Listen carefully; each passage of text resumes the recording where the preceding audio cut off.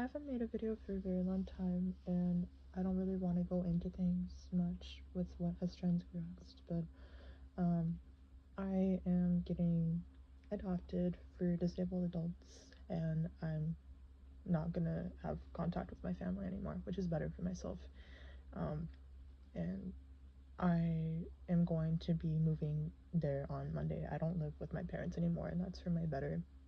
And it's, I'm sure people didn't even realize that adoption exists for 18 plus year olds, um, unless they were in foster care as a minor, and then they have until 21, and then they're bootlegged out. And yeah, it works differently for people who have developmental disabilities. There are programs, they're not really the same thing as it is for a minor, but they're monitored by the Department of Developmental Services instead for California. But that is happening with myself, and um,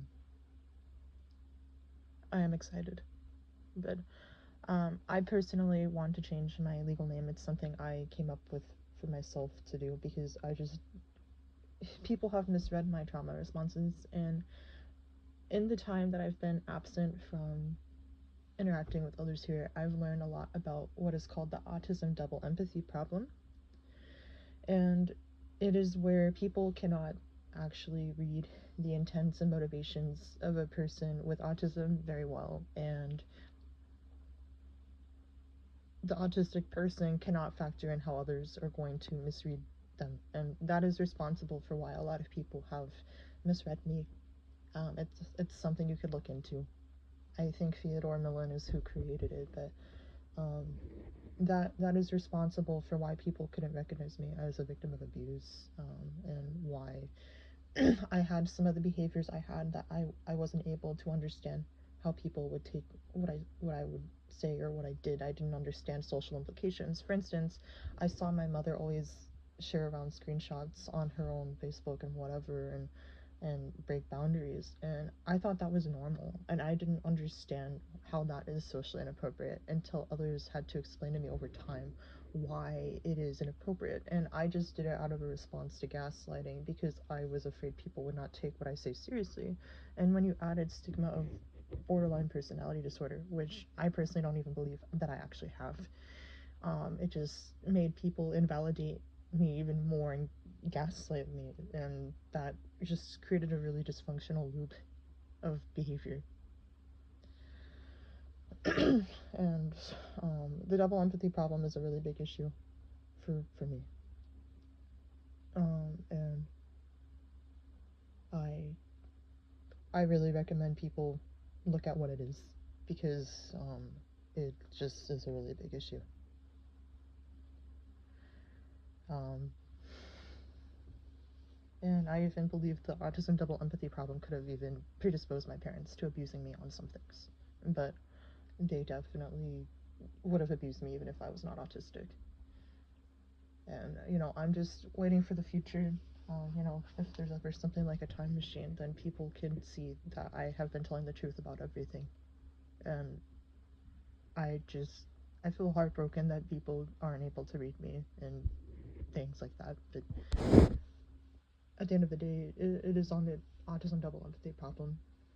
Um, I had some people I interact with online who pointed out the phenomena, and I had no knowledge of the autism double empathy problem.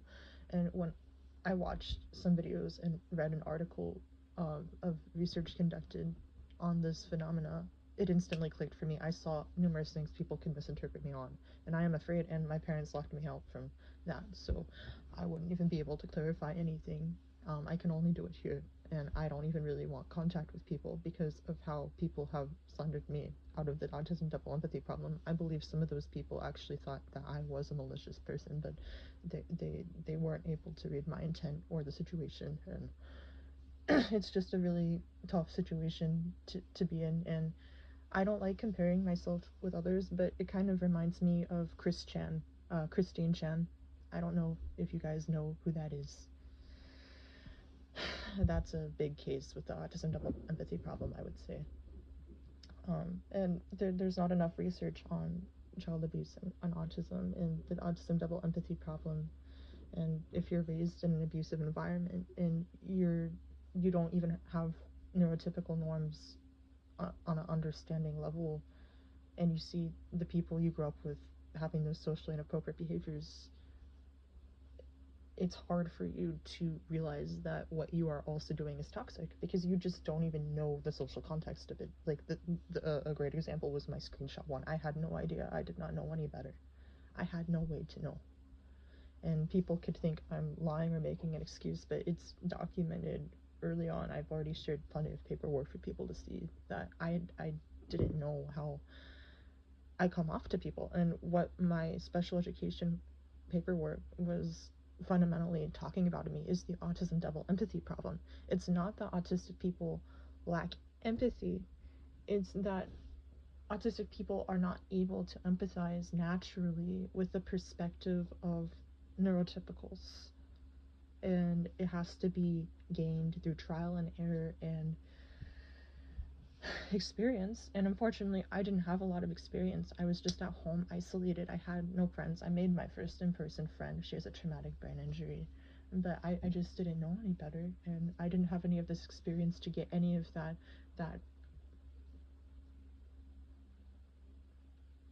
needed to acquire cognitive empathy for neurotypicals. So it was very difficult for me, and I just really wish people would know what the autism double empathy problem is. And please do research on it because that's exactly what has happened with myself. And I even believe it is why I got misdiagnosed with borderline personality disorder. I don't split on people. I have complex PTSD triggers which offset, and then it looks like splitting. I don't have an unstable sense of self or identity. I have borderline traits, but I don't have the condition.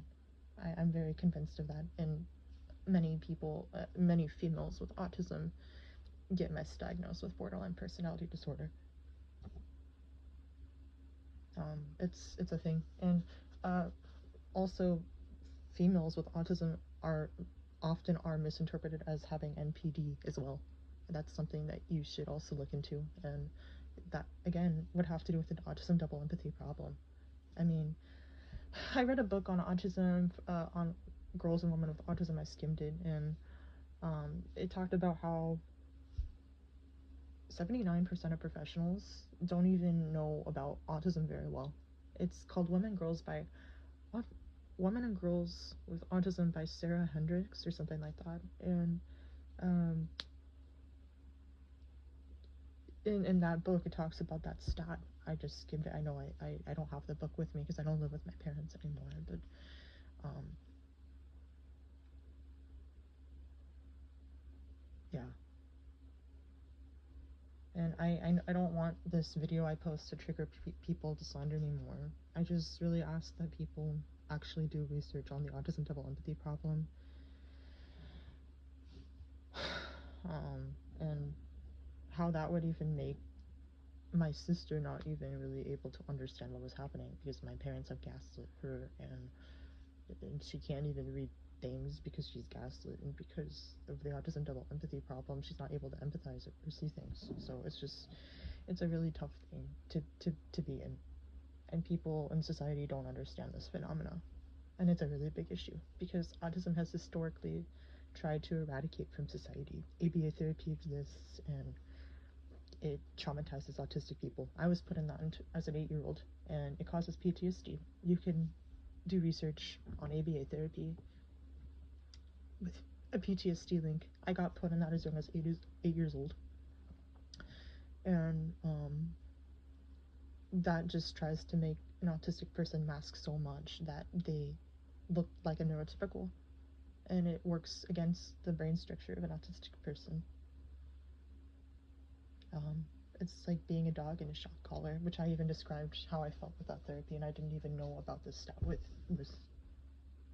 um, autism and PTSD with ABA.